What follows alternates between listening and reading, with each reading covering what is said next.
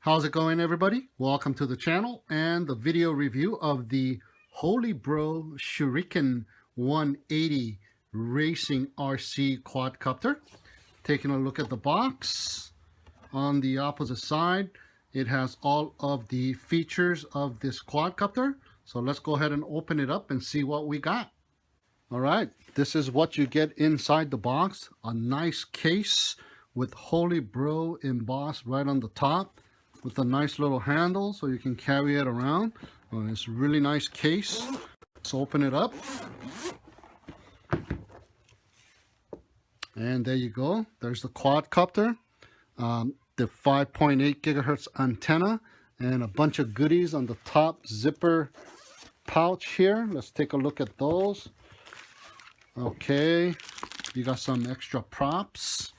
And the props are 4 inches, 40 by 40, and a document to let you know how to enter boot mode, and some parts numbers and parts list, and some safety warning, and some Holy Bro stickers.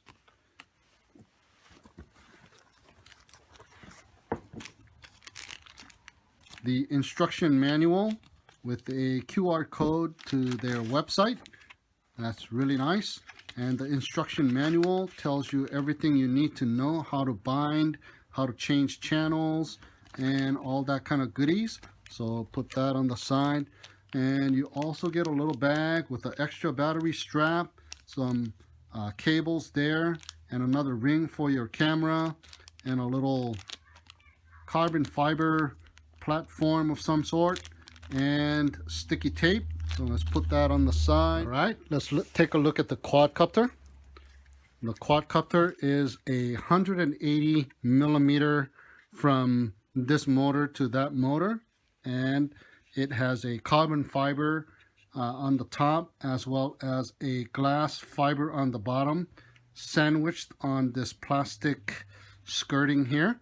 I believe the top is a 2.5 millimeter carbon fiber, and the bottom is a 1.5 millimeter glass fiber with some reinforced carbon fiber in the midsection area here. There's some skid protection thingies on the bottom of the motor pods, as well as the front and back of the quadcopter. Now, I've put these little foam pads on the bottom of the motor pods. I hole punched it out from some foam pad sheets, and I hot glued it on there for nice landing without skidding, because these are some hard plastic, so when you land it just skids. Now the motors are that of the 1806 2700 kV motors, and the propellers are 40 by 40s, and the camera here, the FPV camera, has a nice tilt angle up, and it can tilt it down as well. But when you tilt it down, guys, see this plastic housing around the camera, you'll catch some of that housing in the view if you point it down. So it's best to lift it all the way up so you don't catch any of that plastic in your shot while you're flying around. It has a nice housing, like I said, and you can put a action camera on the top here via these holes. You can put the Velcro straps right in there and put a little camera up there and take better videos. Now, the battery strap, we just have one this time on the 180. The 250 Shuriken comes with 2 battery straps, and there's a nice rubber foam placement so your battery doesn't slide around. And check this out, guys. It comes with a sticker that says, "Do not power on without connecting antenna first." And that is absolutely right, guys. You always got to put your antenna first and then power up your quadcopter so you don't burn the transmitter. I'm going to take this off and I'm going to put it right inside of the case so I can look at it all the time. So remind myself not to power on. And here are the antennas for the transmitter, or the receiver, sorry. The XSR receiver antennas sticking out the back. And also we have the USB connection port there to connect your quadcopter to your flight configurator on your computer. The Shuriken 180 comes preloaded with cleanflight, but it is Betaflight flashable, and I have already done so in Betaflight, so we'll take you to that and show you how I did that. Now, another thing is the battery is the XT60, and what they recommend you to use is 850 milliamp 3S battery and a 1000 milliamp 4S battery. But the website also includes a recommendation of a 1300 milliamp 3S battery. So I don't know what they're recommending here, but I don't have any of those batteries in at my disposal. So all I have is a 1500 milliamp 3S or a 4S. So I'll be using one of those to do the flight demonstration. And also what you have here is a 25 milliwatt to 600 milliwatt switchable jumpers here. So right now it is set at 600 milliwatts, but you can jump those to the back, those two little, you can jump it over and go to the 25 milliwatt power on your transmitter. Now there's the frequency LED right there. This thing has 40 channels, 5 bands or frequency, and 8 channels per frequency. And you change that by that little dot right inside here. Long pressing it will change the frequency or the band, and short pressing it will change the channels. So that is really nice of them to do that. Right on the top you can see exactly what channel you are switching to. But this quadcopter comes pre-adjusted for Fat Shark channel number 1, which is 5740 megahertz. So if you want to change that, you can go ahead and change that, but I did not have to change it. Now, to bind this quadcopter, what you need to do is have your in my case I have the FR Sky, so my Tyrannus had to make a new model for it and go to the binding button there and get it ready. And this hole right here, you down press it, there's a button right in there.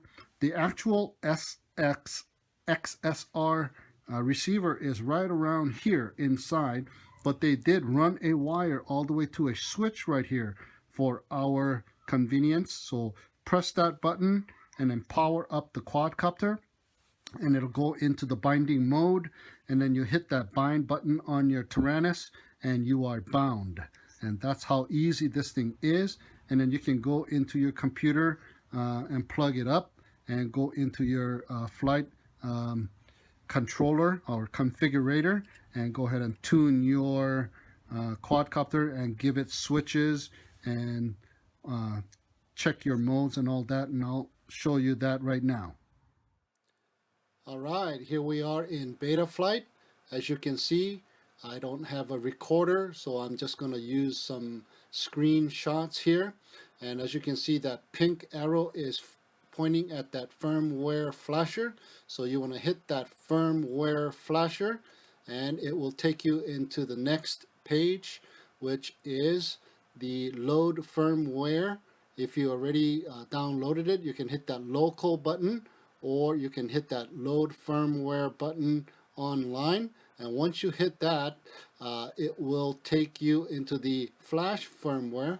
But first you have to make sure that you have chosen the right board. On the upper left hand there is the SP Racing F3, and I have chosen the latest firmware. It is the 3.01, and you want to hit that full chip erase, turn that on, and the manual baud rate at 25,6000, and then hit that load firmware online button, and it will give you that flash firmware button, and go ahead and hit that, and you are done flashing the new Betaflight firmware into your quadcopter.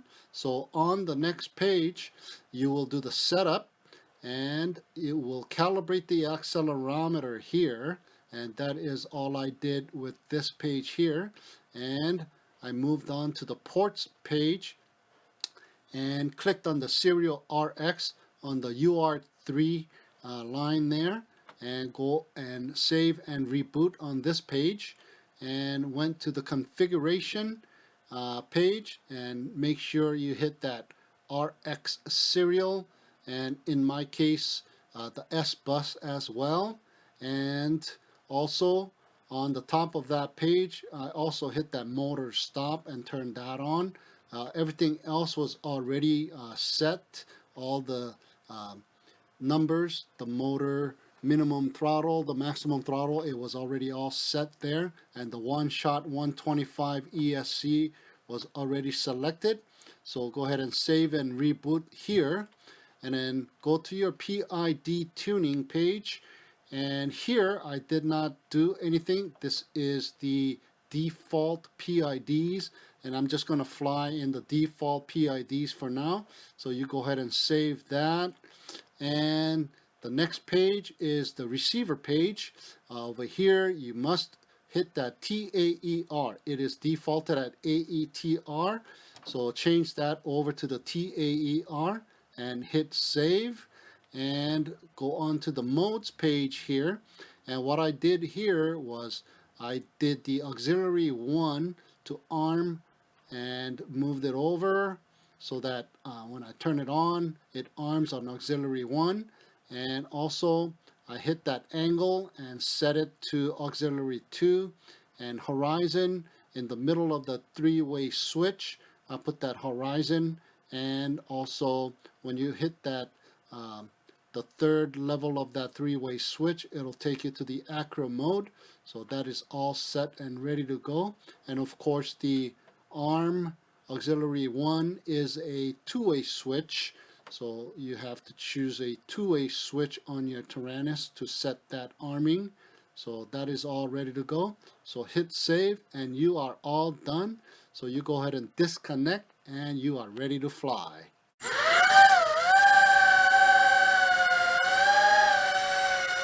Nice. Wow, stable. Whoa.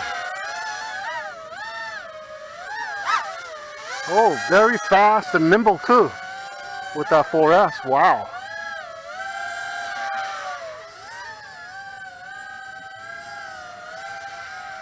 And I'm just tapping the throttle, guys.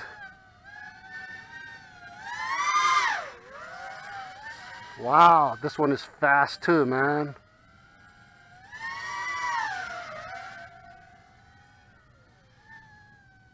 Woo-hoo-hoo.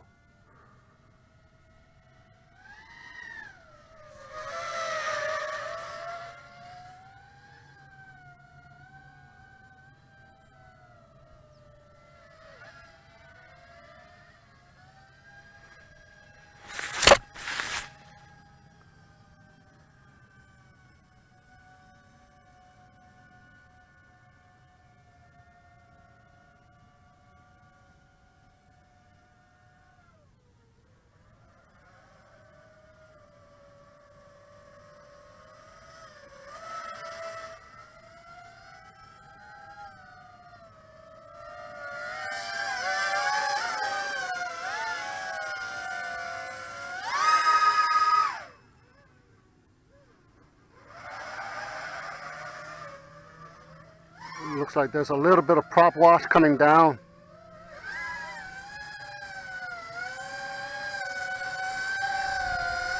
And the battery beeper is on too, just like the 250. Huh. Oh my goodness.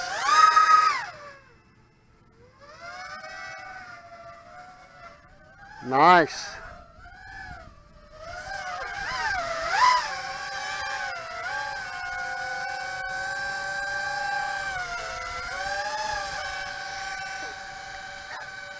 All right, horizon mode.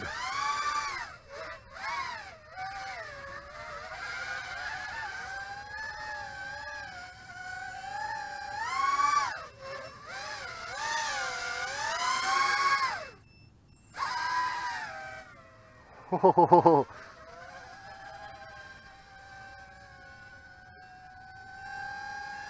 not bad, not bad, not bad. Not bad at all. Very quick.